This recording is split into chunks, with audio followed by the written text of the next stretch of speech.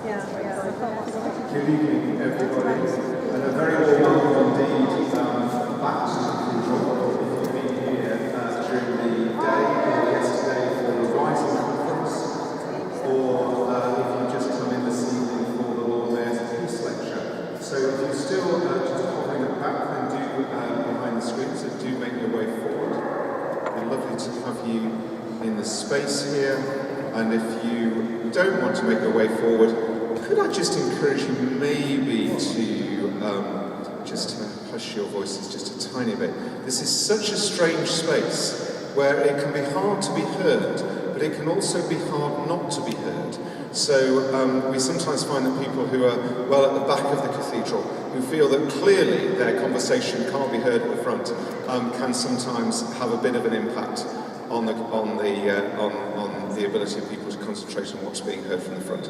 So I'm simply here as the Dean of the Cathedral in order to welcome you here and as a member of the Lord Mayor's Peace Committee to welcome you to the Lord Mayor's Peace Lecture. And we're absolutely delighted that we have in Councillor John McNicholas, this year's Coventry Lord Mayor, somebody who's extremely engaged with the work of the Peace Committee and is in a moment going to take over the welcoming and hosting of this evening's event.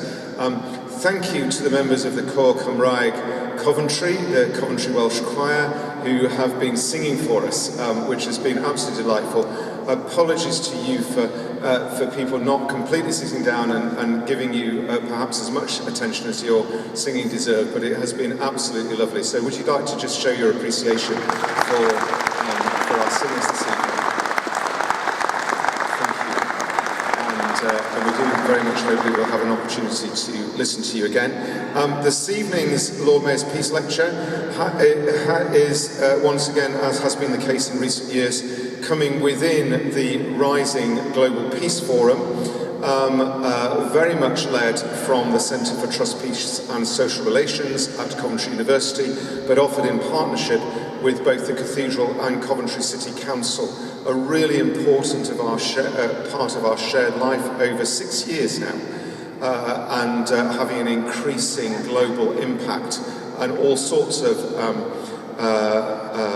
occurrences, events from this movement that happen not just here in Coventry, but over the world. And once again this year we've gathered an amazing collection of people, including my own senior boss, of course, at the Archbishop of Canterbury, himself somebody that's delivered this lecture in the past, but was here lecturing for us this morning. And I think I'm right in saying that the material is available online if you'd like to access it. So if you search around Rising Global Peace Forum, then you'll be able to find that. And the programme continues tomorrow. There are plenty of programmes at the back, so if there are events that you'd like to come back into tomorrow, then you would be more than welcome. There are so many more things that I could say. I'm going to resist the urge. I'm going to hand over to the Lord Mayor of Coventry, Councillor John McNicholas, to introduce our guest speakers for this evening.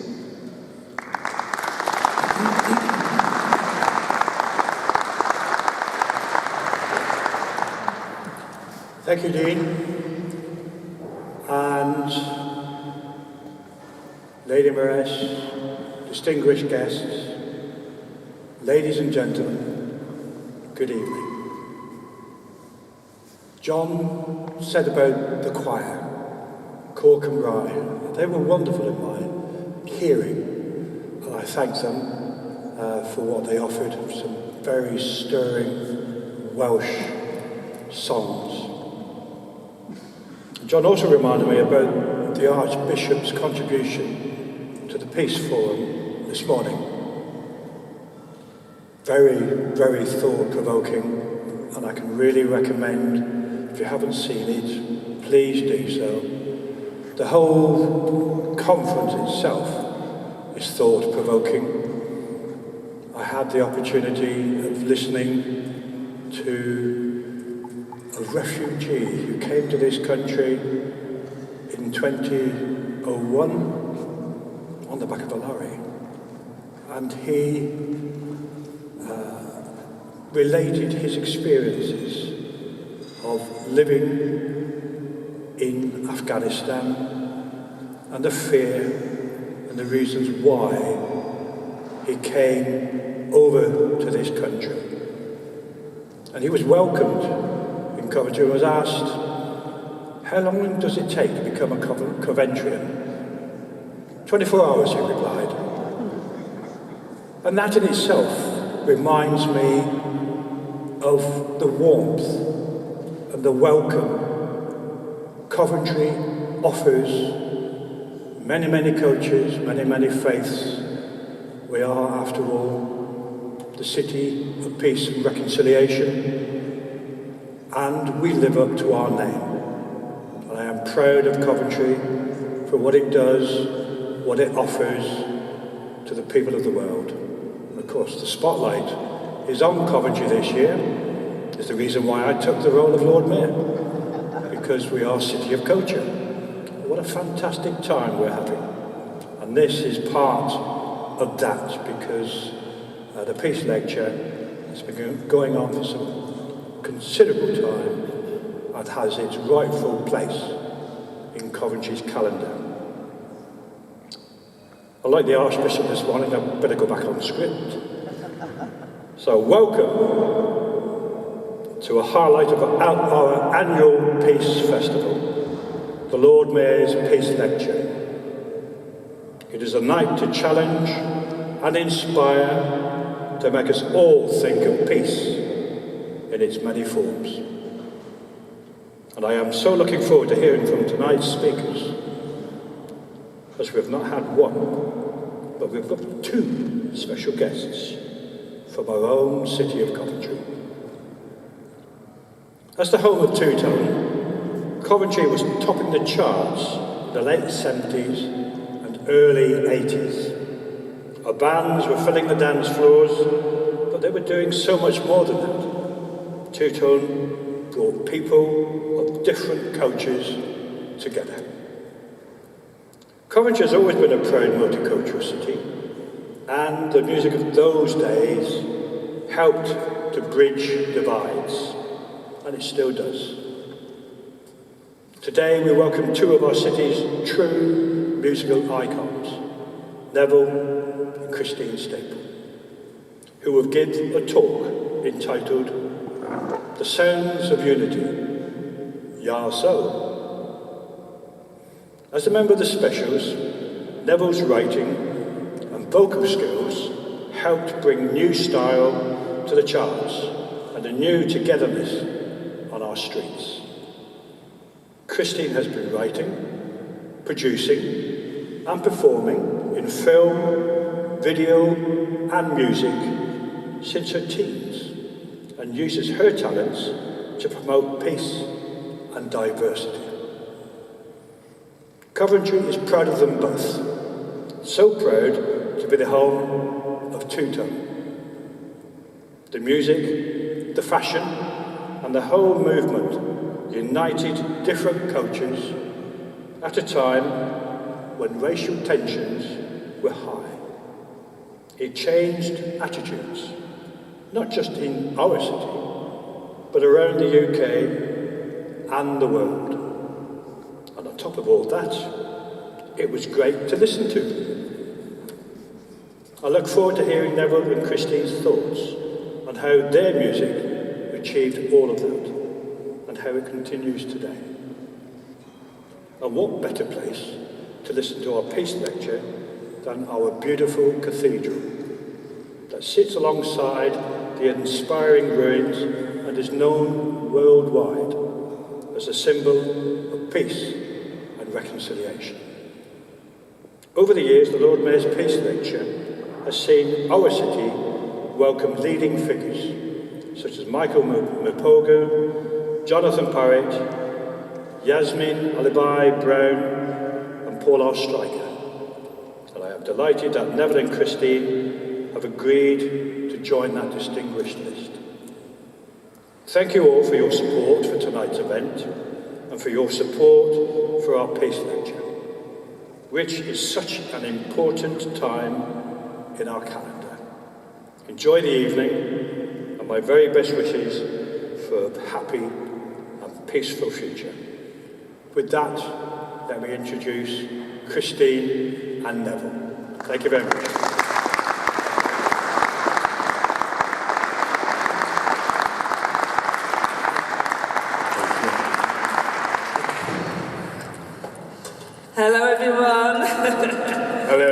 lighten the mood a bit and say just thank you everyone for supporting us. Thank you our Lord Mayor, Lady Mayoress and all you wonderful people for coming out this evening to join us. You could be at home having a cup of tea, couldn't you? So, yes. So I'm Sugary Staple, also known as Christine Sugary Staple, and this is my wonderful husband, Dr. Neville Staple, who you all, I'm sure, know and love as much as I do. The original rude boy. Yeah. Oh, he's going to play up. Be prepared, he's going to play up tonight. Why not? Yeah. So we're going to just open up now by, first of all, I would like to say I want to apologise. This is a slightly altered version of what we were going to do for you tonight. A lot of you who are on my, I've seen a few familiar faces who are on my social media will know that I've been hacked recently. They've taken over my cyber world completely, files, all sorts, including stuff for here and a university thing I've got on next week and so on.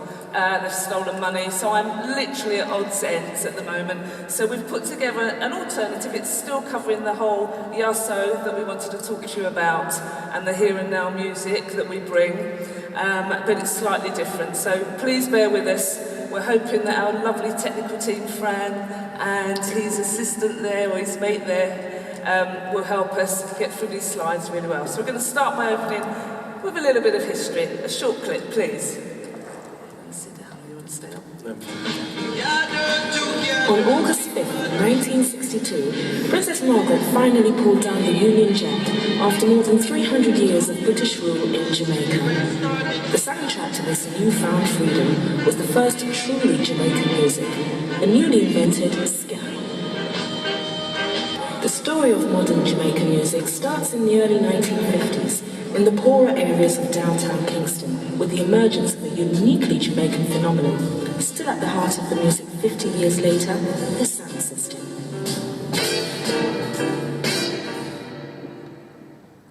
Next slide, please. Okay. So you all saw Yaso, or how Neville would say it. Yaso. Okay. So that's basically saying right here, right now. So for us, the music's always been about here and now. So from the two-tone phenomenon of music to stuff I grew up with, it's all about talking about you, talking about me, talking about us, so that we all can be a collective, like one voice, one song that can mean so much to so many of us, which often makes a hit song. And that could be just silly little lyrics, or it could be something with more importance to what we're going through in everyday life, like the two-tone music. So Neville grew up in Jamaica, where the sound system was actually like providing the news, wasn't it, Neville? Yeah, even in England, coming from Jamaica, we had our sound system, which I've always toasted. Toast is what you might think is rap, but I've always toasted from a very early age, and straight up to the Jabadis. Before that, like I said, I used to DJ, toasting, stuff like that. Yeah, so back in Jamaica, oh, and I need to point out, I do apologise, Neville asked me to mention this. Most of you, again, know Neville's had 2 or 3 strokes, so sometimes you will see me prompting him. I might kick him now and again, but that's just me. But yes, I may prompt him now and again, or jump in and assist him with some of the memories and things that he has to say. But a lot of you know I already do that. So yeah, the whole toasting and lyrical messages were in early Jamaica and other Caribbean islands, but predominantly Jamaica. The music would go out there in the street, house of joy, massive speakers. And those people had to have charisma. The person delivering it was often news, it was important political messages, it was sometimes just silly things, sometimes it was important things that they made fun of. But basically music would play and the DJ would have the microphone and literally chat, as you would call it, isn't it? Chatting lyrics. Chatting lyrics. Yes, so you just say what's happening around you, moan about the system, moan about being poor, or moaning about, I don't know, rich neighbourhood coming in and taking your land, and it was all done. And I mean, a lot of this went way, way back to beyond slavery times, where being in the fields you sung to just, you know, to keep yourself going. You would chant and go on about things. So this is something that's always been in black culture. But so the early sound system days was all about providing news, a bit of fun, wasn't it? Yeah, because in Jamaica, where I was born, in the mountains, if we didn't have newspaper or anything like that. So if I wanted to say something or tell somebody about what was happening around the area, I would do chat. Without chat. Sorry. I would chat. Right? So I would give you a message what's been happening around the area, which is how we used to do in Jamaica. At the time, no newspaper. So you came really young, you brought that knowledge with you. I mean, you was literally primary school age, wasn't you, when you came? But you had that knowledge with you. So, of course, once Neville arrived in Coventry, first arrived in Rugby, came to Coventry and started his own sound system culture of Coventry. And you were probably one of the youngest on the circuit at the time, I hear. And was spotted by people like Ray King and stuff. So I think even if the specials hadn't happened, Neville was already doing some work and music and singing and chatting with Ray King anyway, wasn't he? Yeah, I was always doing that. I was always putting lyrics out and stuff like that, yeah. Absolutely. Next slide, please. So this is some of the early stuff at the Holyhead Youth Club. Up there on the right is Neville in front of his Jabadis sound system speakers. They're the House of Joys that we've got at the house in Jamaica, that we've got up in the mountains. Bear in mind, Neville hates heights. This house is really high up in the mountains. Yes. So I don't know how you hate heights so much. So that's us in Jamaica, and then that's, I'm not sure the boy's name, but he was part of the Holyhead Youth Club in Coventry, and he's sitting on one of the huge Jabadis. I mean, these speakers are sometimes, this side just one, and then you stack another on top. And often another. Sometimes you need scaffold just to build it. Same thing. I remember it, but because my memory is shot. Most of the guys who was with Jabadis, if I see them, the name will come to me. But because my memory is just shot, it should be. Yeah, no problem. But we don't have to remember everyone's name. So basically, the reason we're speaking about sound systems is that was a way of getting people together. People would come from all over the mountains, like Neville said, the different parts of the country, just to hear a sound system playing the music and sharing lyrics about life in general and trying to feel better about each other. So it created this kind of unified voice for everyone. I mean, sometimes it also caused a clash because people would be on opposing sides, a bit like, politicians arguing. This was like street politics. But that's what made it Yassa. It was here, it was now, it was right here with what you were experiencing today. Can we have the next slide, please? We're just going to play a little bit of a video clip, please. When Jamaican music first arrived here in the 60s, it spoke mainly to the West Indian community. Ska and early reggae were little more than novelties, though they offered a new soundtrack for the working class teens, black and white. But during the 70s, British reggae came out on the streets. It joined forces with rock and then punk, a rebel sound that was changing British music. And by the 80s had become a mirror for the cultural and racial changes that were transforming Britain, while Britain transformed and absorbed reggae into the mainstream.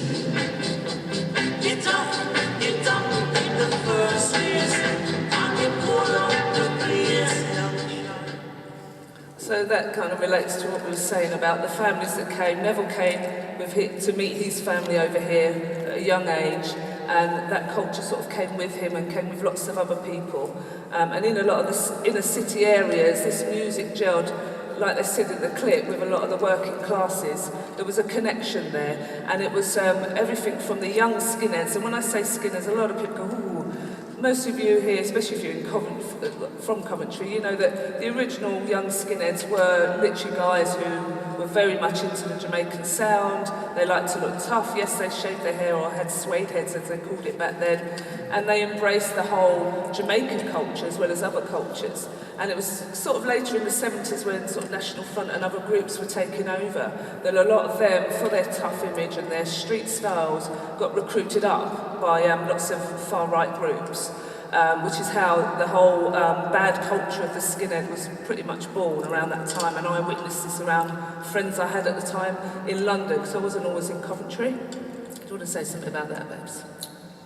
The toasting? Yeah. Well, like in the, like I said, the skinhead, but we used to get some skinheads that was like the ruffians who wanted to fight National Front But then you used to get them at a concert, and after a while listen to the music, then they listen to the lyrics after the dancing, and we used to have a lot of trouble. But like Shuri says, after a while, we would get them who loved the music, and they'd listen to the lyrics, and they'll think, yes. Yes. But a lot of people used to get them like skinheads, they used to think they're all ruffians, but there wasn't. No, and I grew up where there was a mixture of mods, skinheads, sound boys, you name it, a lot of mixed cultures in inner city London. So we had the same sort of thing, but we did have friends of ours, or who we assumed were friends, sort of got recruited over. But a lot of them came back when two-tone hit. So a bit like what Neville was saying, that yes, there was this sort of National Front thing going on, a lot of racism going on, but it was also a time where there was a lot of troubles in the UK in general, with minor strikes and high unemployment as we got nearer and nearer towards the 80s. So a bit like with the Brexit time and all the rest of it, which you'll see a little bit of that later, people start to get a little bit like they need to have a blame culture. They blame others for what's going on around them. It's sort of a human instinct for many. And we think that was a lot of what was going on at the time during those tough days. Yeah, let's have that was, by the way, some, sorry, can we just go back one, sorry. That was some of the stage invasions that were going on. So what Neville was saying about a lot of these fans, they were very much, it started with a lot of trouble. He had like people sneak and everything in some of the early clubs that they were performing in. Right. And you ended up in some fights as well, didn't you? Yeah, I mean, we're not condoning it, but because I wasn't used to people spitting at me, or Z-Kyling. Like I'm on stage here now, there used to be the bad skinheads. They used to Z-Kyle, spit, and if they would get on stage, they'd want to fight. But then, because two-tone was not about fighting, it was getting together. So when I used to get all of this, it got really bad once it got so bad, there's about 20 of them. Z-Kyles, about 10 of them spitting. So I had to jump in, I didn't have to, but because I weren't used to that, I jumped in and I kind of sorted it out. Yeah. No, and then the true fans got them out as well. And that kind of started a trend, didn't it? Because what happened after that is a lot of fans were actually dealing with it for them. Yeah. So if they saw, these people coming in to disrupt a show, they would actually get rid of them. And I think I've even seen a little bit of that in sort of modern days, sort of later on in life. Again, that might come up later. So yeah, that's what that is. So it went from the performing and dealing with all this abuse, literally it was abusive, to, on the left there you'll see they started to have stage invasions. The fans were at one with the specials, they were in unity with you. I just about to see at the top there getting a bit squashed up. But at the same time, when they used to come on stage, there were so many that came on stage. One time, the stage collapsed because we used to let them come up and dance, get together. So one time, we got loads of them on stage, the stage collapsed. What did we do? Still kept on playing. You'd never get away with it now. Yeah. And a lot of people know that my degree and my qualifications is health and safety management. I would never let you do it. But I haven't got that hat on today. Let's have a little look at the clip of a stage invasion from back then. Stop it! Are you ready? Stop it!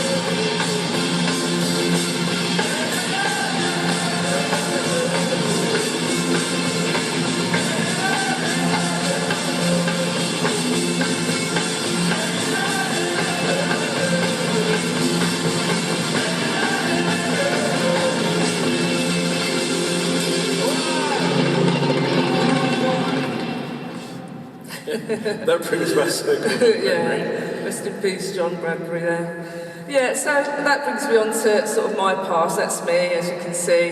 That's the bedroom where Nev was my pin-up, who'd know sort of 30 odd years later I'd meet him and marry him.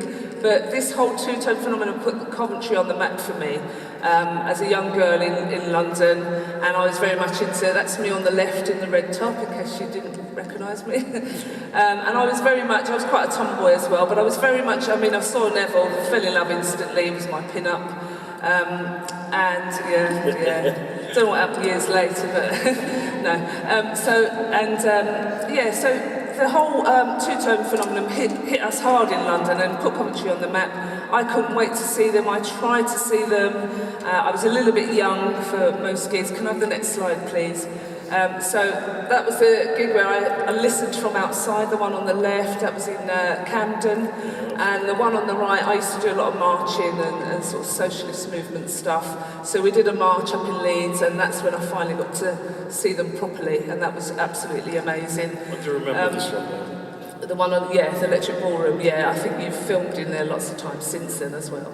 So it hit us hard. It gave me a sense of identity, because we were growing up around people, and again, it was the here and now. We had a lot of punks on my estate, we had a lot of sound system guys, we had some rusters there, mods and scooterists, and most of us just went Rudy, literally overnight, because it embraced all the things we were used to. I grew up with a mixture of music. I've got mixed parentage, family from England, Scotland, the Caribbean. So I was already growing up with a lot of, country and western stuff, wasn't it? Our parents played, but my mum loved ska, Prince Buster, all those kind of Stranger Cole, Derek Morgan. So I grew up with a lot of that sound. And even those early ska sounds from Jamaica had that theme where they were talking to you. You knew what they were talking about. It hit you. You knew everything they were saying in those songs. And whether it was a love song or whether it was just having a go at a neighbour, because sometimes the songs were kind of silly. They're just moaning about a neighbour next door who's given them the but you knew, because you had a neighbour somewhere like that. So it was quite interesting, and that's how it hit us. But more importantly, it was that connection, that unity message from two-tone. That's what got us more than anything else. Next slide, please. We were united on the dance floor, dressed to kill, and if only for a moment, it felt like colour didn't matter.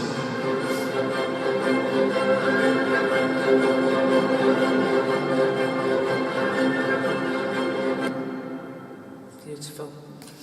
Should we talk a little bit about that? Two-tone times. Oh yeah, when the two-tone came, I just loved it, because I wasn't used to mixing in a group. I used to have white friends, Asian friends, but the two-tone brought us closer together, and that was one thing I loved about two-tone. I wasn't used to it. I used to have a lot of different nationality friends at school, but when I left school, that's when I used to see the rough part and the good part. So two-tone, for me, brought everything together. Black, white, Asian, all different culture. Absolutely. Next slide, please. So this is the famous Bucks Stadium Racial Harmony gig of 1981. And that's Melanie there, up in the top picture, along with, Michael Cummings and Mark Dominican. And this was when there was a lot of stuff. Have we missed a slide? Can I just go back one, please? Yeah, this.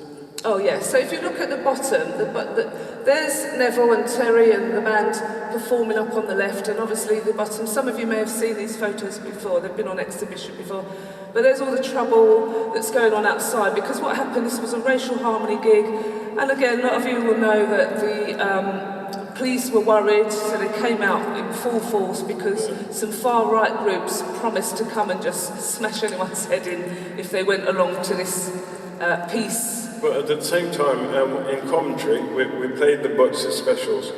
But in town, the National Front marched down to the Butts and tried to stop the show. But we carried on with the show. But there weren't as many people as there would have been because the National Front frightened them. But that was one peace gig we tried to do, Rock Against Racism, at the Butts in Coventry. Yeah. And we did it, that was brilliant. And that's what I love, the fact that they continued with it, and there was determined people outside who said, no, we will go. We want to be in there, and we're going to go in there. And I think because of that, I mean, I've heard from lots of witnesses that were there at the time, and from you, Neville, where because people stood together and stood firm and said, no, you're not going to disrupt this. This is us. This is for us, the people of Coventry. Eventually, the National Front members did fizzle out. I mean, there was still some trouble in town, which is where those pictures come from. But overall, the show went on. Next slide, please.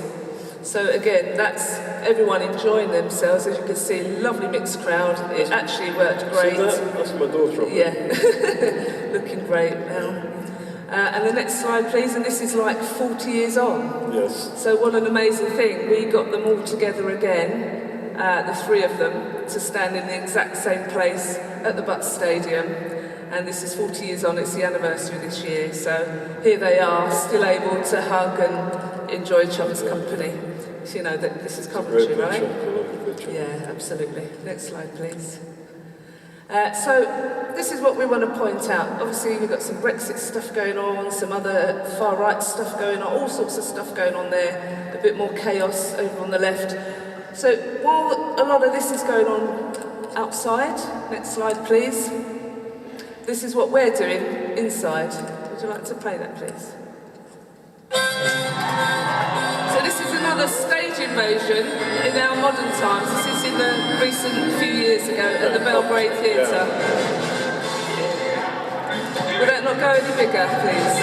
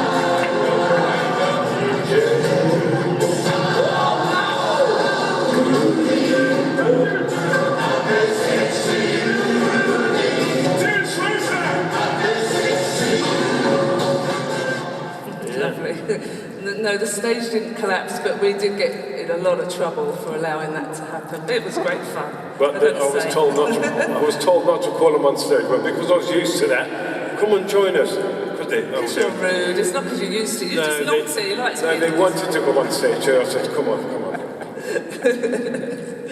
Yeah, Neville never sticks to the rules.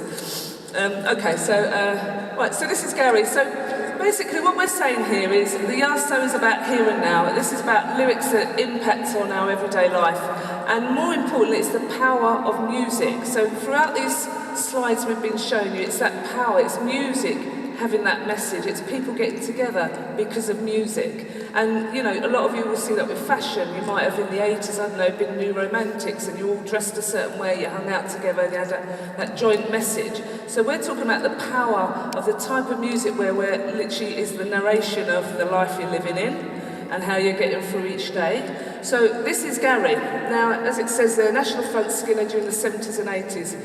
Gary is a DJ who's pretty well known now, and he travels all over the place as a DJ, and he's a very good friend of ours, believe it or not. Now, Gary was hanging out with a lot of National Fronts and got recruited, and he used to play music and DJ for these different far-right groups. And then one day, in his regular day job, he got on great with this Jamaican friend who he worked with, and they were chatting about the music, and the Skinner culture has always enjoyed Jamaican music, regardless of whether they went sort of the National Front side or the more liberal side. And they were chatting about these famous artists that they loved, and they were singing along at work, literally in the warehouse, to all these songs they both knew. And they got on great. They started having coffee and lunch together. Then one day, Gary had this epiphany. I thought, what am I doing? He was going on his way to one of his National Front groups. And he was just so surprised at himself because he suddenly realised this is ridiculous. I'm here causing all kinds of havoc. instead of bringing peace to people. So he literally, can I have the next slide, please? He became a sharp skinhead, and what that means is skinheads against racial prejudice. Okay, and then he's literally travelled the world with his own money to take that message of unity all around the globe. Literally, next slide, please. And that's him at the press where they actually make the vinyl, because he's very much into vinyl like we are, in Jamaica, Gong Records. He literally went right into the heart of these places, into Kingston Town, Trench Town, everywhere. He's been to India, all over the place. Next slide, please. This is him with us at my Skarmouth events that I run, and that's all about unity. I don't know if you've heard of Skarmouth, but that's something aside from the acting and the performing with Neville and managing, I run Skarmouth, and Neville's our biggest supporter. These are some of the artists, Stranger Cole and the Ethiopians, some old-time sort of ska stars that came, and Gary couldn't wait to meet them. Next slide, please. And here we come to, so that was Gary's story. Again, that's talking about the power of music. That's talking about Yasa, here, now, feeding that to your community, looking out for your community, and joining together with things. So we didn't want to end without mentioning some of the other greats who brought peace through music, and sometimes controversial issues through music. Obviously the great John Lennon and Bob Marley. There's obviously loads, we couldn't fit them all into one sort of short session. But because of this, we're going to play something we was asked to do recently for a special charity, and we was asked to do this, and this was to do with peace in this charity that was asked for. Can you play the next slide, please? This is the original Rude Boy Neville staple, along with Sugar. Imagine!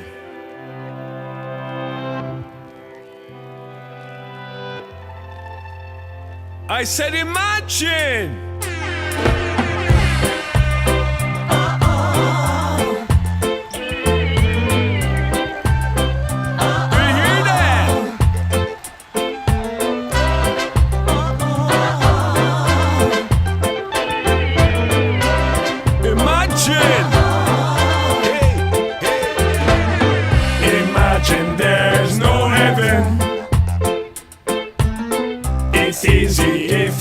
Try.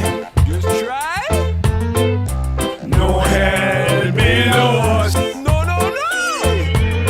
Above us only sky. Do you hear that? Imagine all the people. Imagine that. Living for today. Yeah. You might say I'm a dreamer. But I'm not the only one. I hope someday you'll join us. And the world will live as one. Every day you can hear them say, imagine there's no country. Oh my, no, no, no. It isn't hard to do. Not at all. Nothing to kill or die for, and no religion too. Imagine all the people, imagine that, living life in peace. Come with it now. You might say I'm a dreamer. Wake up, wake up. But I'm not the only one. Someday you'll join us. Come on, join me. And the world will be as one. Hey, listen. Imagine there's no Twitter. Imagine that. Facebook and thing. Where you wanna do now? Do it together and sing. Imagine we don't have no Twitter, Facebook and thing. And where you wanna do now? Do it together and sing. Imagine no possession. Give it up, man. Give it up. I wonder if you can. Can you? No need for greed or hunger. Crave. A brotherhood of man. Imagine all the people. Come now, people. Sharing all the world. Let's share the world. You might say I'm a dreamer. But I'm not the only one. I hope someday you will join us. And the world will live as one. Let's live as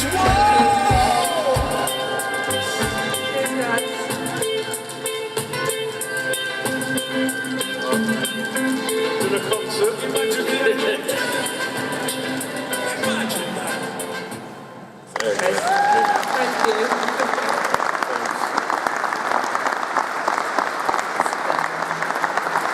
That's it. Thanks for joining us. Really appreciate it.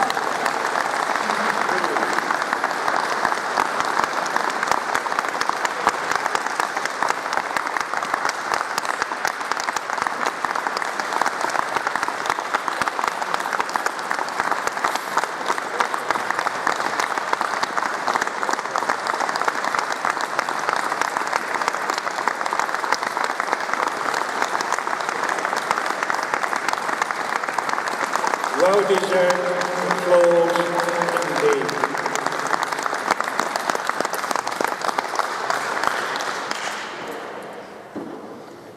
I see my role as promoting the city.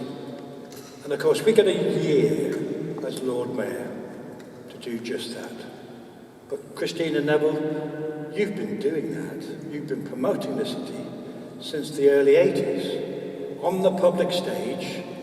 I congratulate you for the work you have been doing, because I realise that actually this is Coventry's social history, and it's how the city has developed from where it was with violence, let's be honest, to where we are now, a city of peace and reconciliation, living in harmony, and the work you guys have been doing has been promoting that for, what, quick maths, 40 years. And that is a worth, well done.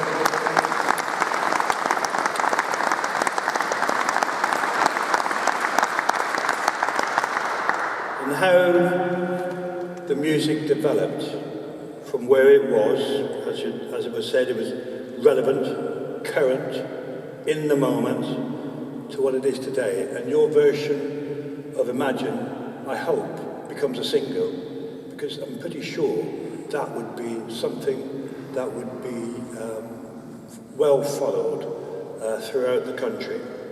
And of course it would be part of Coventry, wouldn't it? Because Two-Tone is Coventry is the home of Two-Tone. So, well done, congratulations, and it shows the power of music.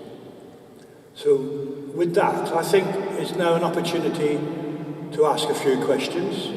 Richard, you've got the roving mic, and can you help me then, because it's...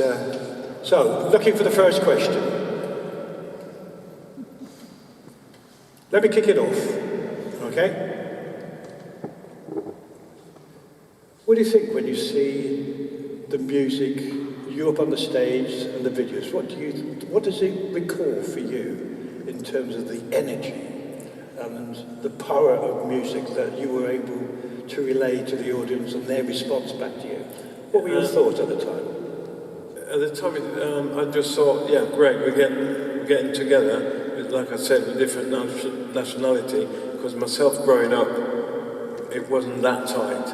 So when the special's on it, it's just a thing that brought people together. Yeah. And looking at it now, it's still going on. And I love it. I mean, we've travelled the world. We was in South America a couple of years ago. And I've got to say, the amount of people that just knew all the lyrics, all the words, were screaming and jumping around. It was just amazing. And the messages of Two-Tone and the whole unity thing was so prominent there. It was unbelievable. Colombia, Mexico, what's the other place? Brazil, all of that. And they want us to go back and perform more of it because the fans were just screaming for more. It was amazing. Well, you could see You can see the vibrancy from the video. From the, yes. And the reaction of the Yes. audience. And actually coming up on the stage. No wonder the stage fell apart with everybody on the stage itself. Yes, okay. Could you ask your question, please? Thank you, Lord Mayor. I thought I should break the ice to ask the question. Christine Neville, I know perhaps you must know each other slightly differently, being living in the closest vicinity. But the issue is here that the experience of National Front in those days in 70s and 80s. Some of us experienced obviously you heard everything there. I just want to ask, when we had two murders here, one of them actually Dr. Kaltari, his funeral was held here in those days, and then later on the Satnam Gill. That's when the whole movement of things started. So I'm just trying to, I know I was not, I never understood that much music, English music specifically, because I was born in India, so I had difficulty to understand it. But I was following that all the issues, how it's going on. I'm just trying to figure out about at that time, we had a very big procession, may remember. Were you involved with somewhere in that time? I'm just trying to understand that nature of those two murders and then the start of this process of fighting back, rather, if we put it this way. There was a huge demonstration here. I think Lord Mayor I mentioned, it was Phil Robinson. Phil Robinson was the Lord Mayor at that time. So there was a big procession here, ended up by the Cathedral. I'm just trying to figure out if you were involved in anywhere in that sense. Thank you. Yeah, so Neville, he's talking about the time when Why was out. So there's a song called Why, and if you look at some of the old reports from back then, you'll see that the band and Neville and the guys were talking about those very cases. As well as one of the members of the Specials, Linville, also was really badly attacked. It was a very nasty attack, and he ended up in hospital and stuff. But yes, the two gentlemen who were fatally hurt, that was all part of the whole thing around Why, wasn't it? About the whole racial abuse thing, wasn't it? With those people in mind as well. Give us a couple of lyrics from it, Neville. Why did you try to hurt me? Tell me why, tell me why, tell me why. Did you really want to kill me? Tell me why, tell me why, tell me why. Yeah, you see? Yes.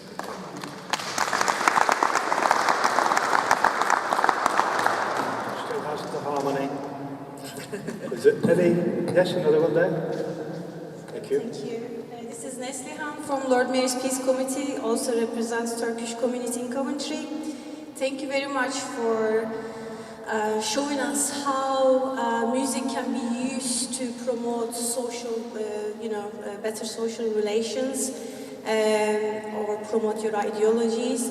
I am curious about what would you suggest to the young generation's musicians in terms of promoting good relations, like music is not just having a good time, also it can be a very useful medium tool to promote good relationship between, communities, groups. So what would be your advice, I wonder? Thank you. Thank you, that's a really good question. We do a lot of that work. We've spoken to ex-young offenders, we've spoken in schools and colleges, some very young, some sort of teenage years, and also most of you will know about what tragically happened to my step-grandson, Neville's grandson, Fidel. So after that and during that time we wrote a song called Put Away Your Knives, but we also went out and did some outreach talking to some of these young people, and there was many that are into music. And look, we know people want to have their words, they want to put their lyrics out there. And a lot of the street grime of now, some of it is, great stuff, it's very poetic, and these are young people finding their way in the world and expressing themselves. But we did speak to them about why does it have to be so violent, so aggressive? If you're angry, find other ways to portray that in your words, and look for ways that things can be fixed. Don't just be angry and you want to attack everyone or attack each other or fight in gangs or whatever.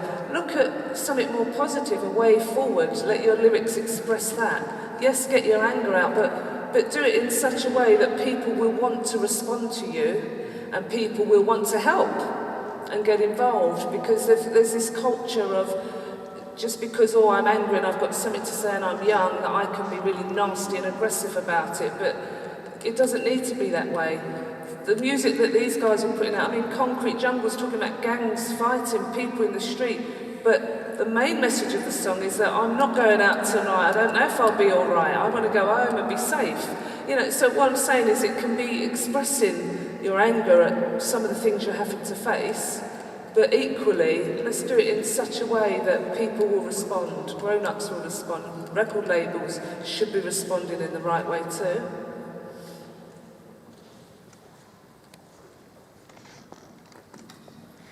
Hi. A couple of years ago, Coventry City Football Club brought out a two-tone third kit, which was very well received.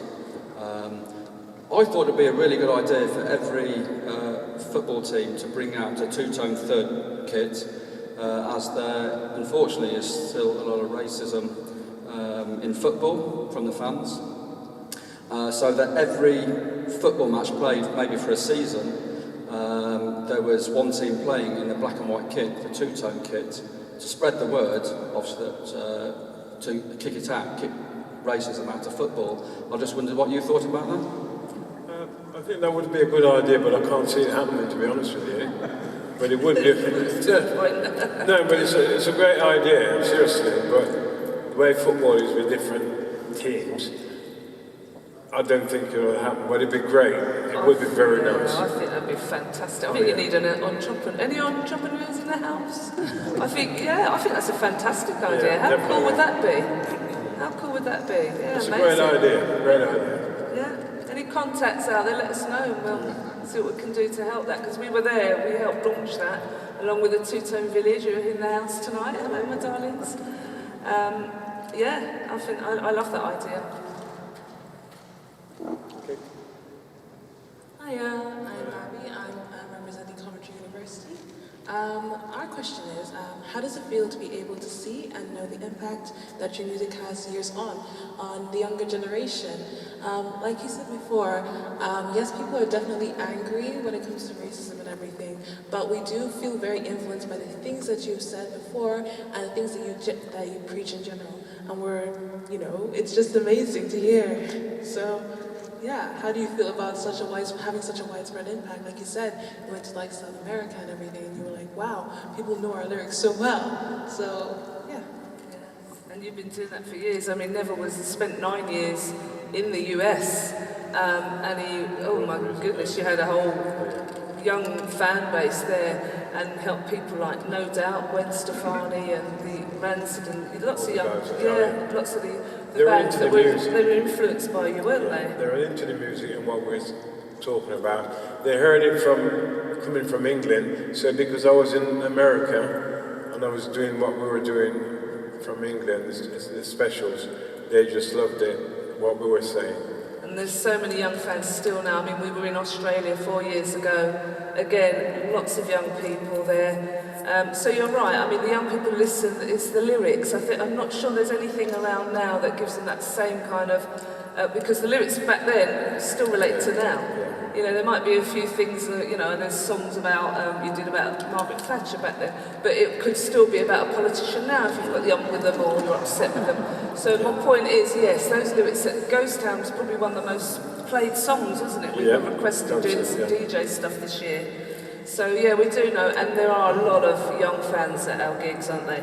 Well, it's good to see them as well, because the music has been passed down from their parents, so they can relate to it and know what we're saying. But like Sugary says, there's a lot of different lyrics happening nowadays, which promote fighting and postcodes and all that silliness. I'm glad we weren't having that. We should be proud. Coventry's got an amazing legacy, music-wise. I think it's brilliant. Okay. You guys obviously have done amazing work, and your reach can only be as far as you can reach. And if you were speaking to funders now of youth services, given what you know that music can do to bring communities together, what advice would you give to funders as to how they should be deploying their resources? Yeah, I think, well, you've probably heard of Fridays, some of you. I mean, we was helping Fridays with their launch. We saw the guys outside earlier, actually. They came to speak to us before we came in. But I would say that funders need to look more at, Monday, Tuesday, Wednesday, Thursday. There's a group called Fridays. On a Friday, they say to young people, don't bother to go and hang out on the streets there. Don't mess around with the gangs there. Come in here and do something artistic. You can learn to play DJ decks. You can learn to sing, play an instrument. You can have some fun in the field. We're going to be running around and doing circuit training today. And what is really great about Fridays is it's young people who are running it for young people. They've just had enough. They didn't want no postcode lottery of gang fighting and all the rest of it and feeling unsafe to go places. So they decided to create a safe space of their own. And I think that that's where I would tell funders, start look at Fridays and look at how that can be spread to even another day or two of the week. Let's show young people there's something more that they can be doing than just hanging on street corners getting in trouble.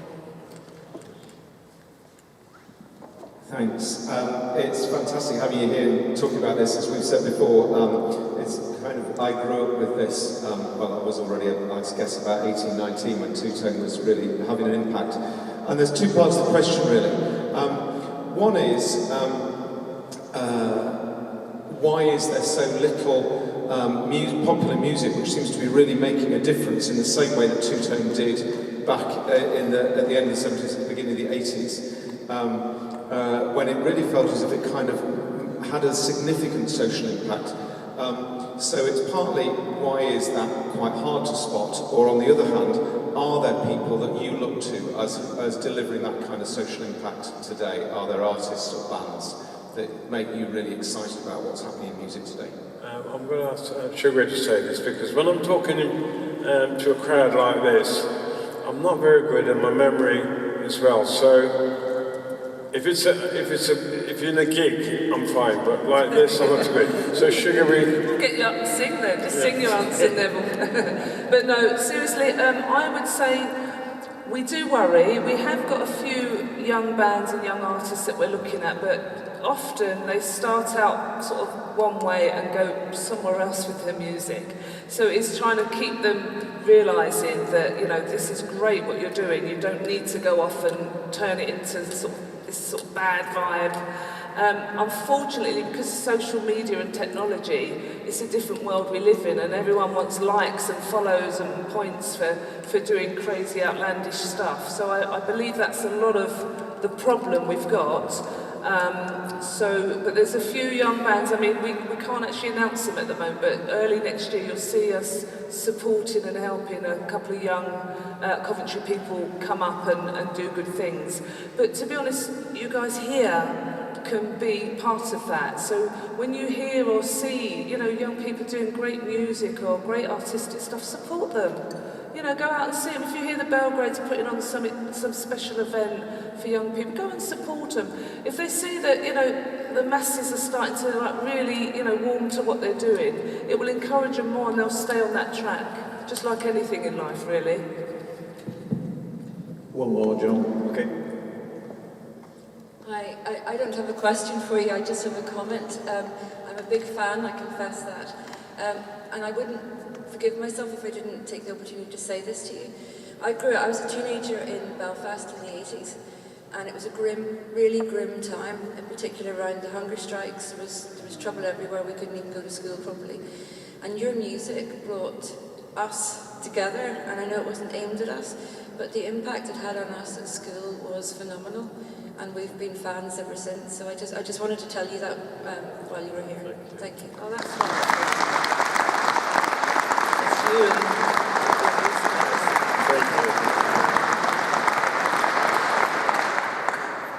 That would seem to me to be the good point, saying thank you very much, Christine and Neville.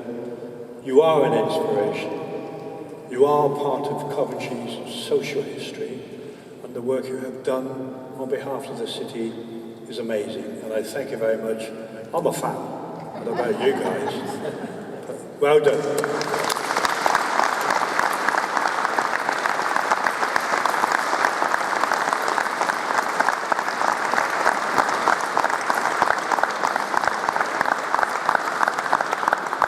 it shows how the two-tone movement has become a worldwide movement from your experiences, Australia, America, and so on. And it changed attitudes, as I said earlier. I mean, we are the city of peace and reconciliation, but I would add friendship. I would add the fact that we are a multicultural young city. I've relayed this on quite a few occasions now, but Lady Maris and I attended a Pan-African event, and there were Chinese, there were Asian, there were Indian, and an imam said to me, Coventry is unique. It is the city of peace and harmony, and the work that you guys have done have helped us take that forward on behalf of Coventry, and we are renowned across the world for the work that we do on behalf of all our communities in the city. And I've been privileged to announce that we have an exclusive. Christine, would you like to explain a bit more? Sure.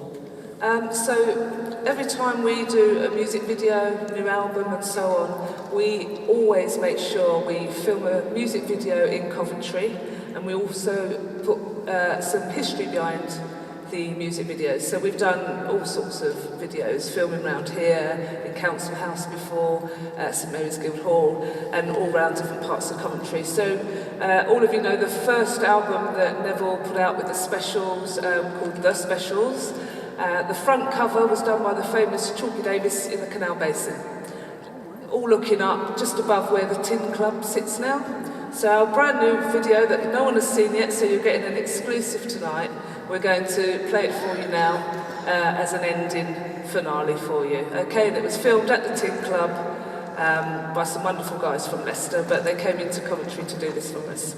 This is Celebrate. It's on the brand new album that's out in December. Want to say something? Throat's dry, yeah. Well, that's good. I'm going to have to order a really nice dinner now. You won't be able to tell me no. So this is Celebrate from the brand new album, which is out this December. Thank you. Party people, listen up! Let's all go and celebrate. We got a date, let's stay out late. It's party time, let's hold on tight, celebrating with you tonight. It's your night, it's your right. Enjoy yourself until the morning light. Don't be shy, do what you want to do. It's your time, let's celebrate you. It's been a long time since we had a day. It's been a long time since we had some fun.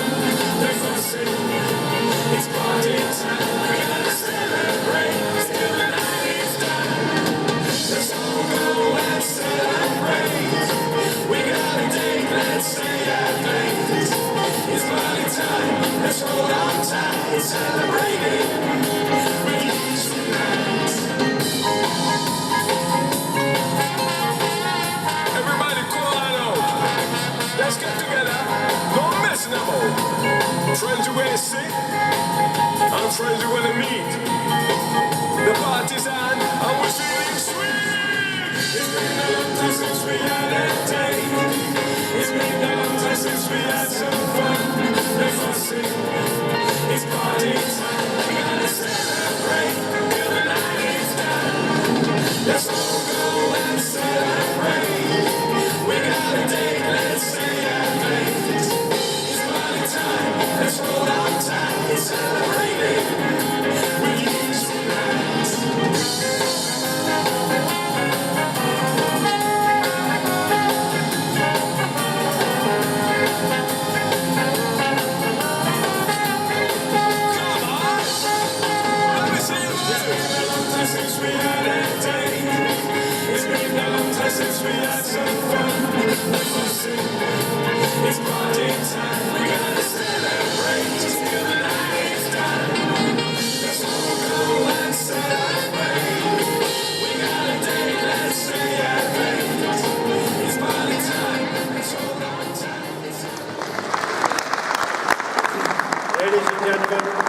Christine and Neville Staple.